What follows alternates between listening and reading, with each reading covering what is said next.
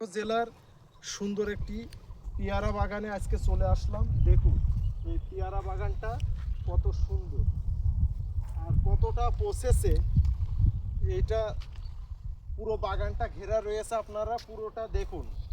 এই যে সামনে এই পাশে আসুন, সবাইকে দেখান। পেয়ারায় যাতে কোনো পোকামাকড় বা বাইরের পাখি এগুলোতে যাতে ধ্বংস করতে না পারে, এ ফলগুলো ভালো হয়, সেজন্য কত সুন্দর একটা প্রসেস। পুরো বাগানটাই নেট দিয়ে ঘিরে দিয়েছে। এই বুদ্ধিটা সত্যিই খুবই ইউনিক একটা ধারণা নিয়ে চলে আসছে।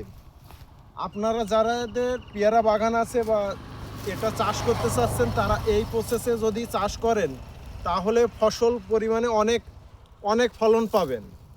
আপনাদের ফলনগুলো অনেক সুরক্ষা সেফটি থাকবে। দেখুন কত সুন্দর একটা বেড়া করেছে, গেট দিয়েছে, এখানে অনেক সেফটি হয়েছে। চারিপাশটা একটু দেখান। এই যে কাঁটাতারের যে বেড়াটা দেওয়া, এটা অনেকটা সেফটি। আপনার ফসল চুরি হওয়ার ভয় কম।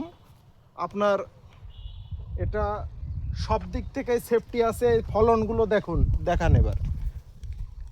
এই দেখুন পেয়ারার কি হিউজ পরিমাণ ফলন হয়েছে। সত্যি চাষ পদ্ধতিটা অসাধারণ একটা পদ্ধতিতে করেছে।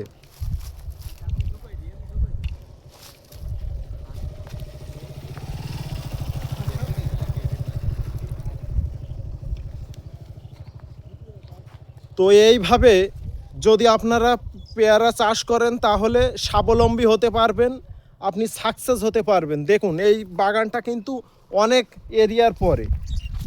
আপনাদের এখন দেখাবো পুরো বাগানটাই। এই দেখুন,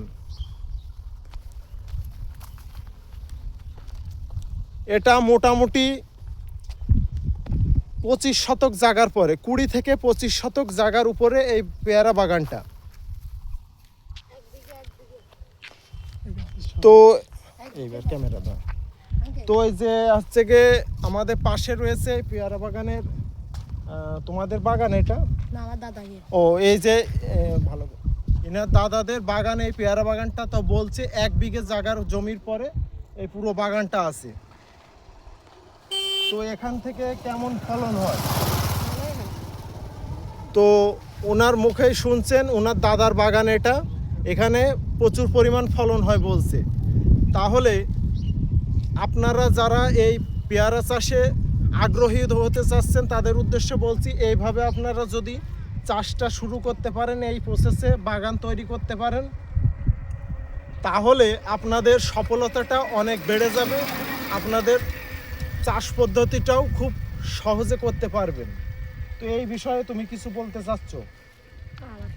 ও আচ্ছা, সে আর কিছু বলতে চাচ্ছে না। তো এই প্রসেসে আপনারা এইগুলো করতে পারেন। এই বাগানটা আর একটু দেখান সবাইকে। তো সবার সুস্থতা কামনা করে আজকের ভিডিও এখানেই শেষ করলাম। ধন্যবাদ।